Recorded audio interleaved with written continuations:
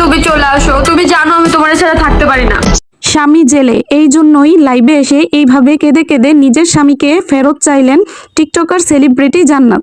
ও কোথাও চলে গেলে আমার এত পরিমাণ কষ্ট লাগে, ও কিন্তু জানে যে আমি ওকে ছাড়া থাকতে পারি না। প্লিজ চলে আসো, আমি তোমাকে ছাড়া থাকতে পারি না, এইসব বলে বলে কান্না করে বুক ভাসাচ্ছেন জান্নাত।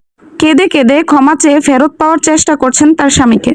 তোমাকে খুঁজে পাচ্ছি না, এই জন্য ভিডিওটা করা। আমি জানি না আমার কপালে কি লেখা আছে, আমি চাই না আমাদের সংসারটা এত তাড়াতাড়ি শেষ হয়ে যায়। বেশ কয়েক বছর আগে 3 মিনিটের একটি আপত্তিকর ভিডিওর মাধ্যমে সামাজিক যোগাযোগ মাধ্যমে ভাইরাল হয়ে যায় এই জান্নাত তোহা। তখন থেকে নানা তর্কে বিতর্কে জড়ালেও নিজেকে বিভিন্ন ব্র্যান্ড প্রমোশনের কাজে লাগিয়ে পরিচিতি পায় জান্নাত। ব্যক্তিগত জীবনের বিভিন্ন মুহূর্ত দেখিয়ে ফেসবুকে জনপ্রিয়তা পায় তারা। কিছুদিন আগেও তাদের অনাগত সন্তানের জন্য দোয়া চেয়ে বেশ আলোচনায় আসে এই জান্নাত তোহা। আরে একটা নতুন জীবন যুক্ত হচ্ছে। কিছুদিন যাবত এই জান্নাত তোহা সামাজিক যোগাযোগ মাধ্যমে জুয়ার সাইট প্রমোশন করা শুরু করে। টাকার লোভ দেখিয়ে দেখিয়ে ভিউয়ার্সদের এই জুয়া খেলার জন্য আগ্রহী করে তুলছে এই জান্নাত তোহা। অনলাইন প্ল্যাটফর্মে এই দুইজন জুয়া খেলা নিয়ে মেতে উঠেছেন এমন একটা অবস্থা।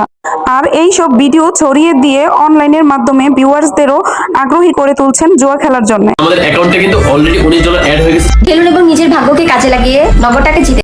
অনেক দিন যাবতই এই জুয়ার অ্যাপ প্রমোশনালের মাধ্যমে তারা অনেক টাকা ইনকাম করে যাচ্ছে। সব অপরাধের কারণেই পুলিশ তোহাকে গ্রেফতার করেছে। আর তোহাকে পুলিশ গ্রেফতার করার পর থেকেই জান্নাত তোহার জন্য লাইভে এসে হাত জোড় করে ক্ষমা চেয়ে কান্নাকাটি করছে যেন তোহাকে ছেড়ে দেওয়া হয়, কারণ সে তোহাকে ছাড়া 1 মিনিটও থাকতে পারে না।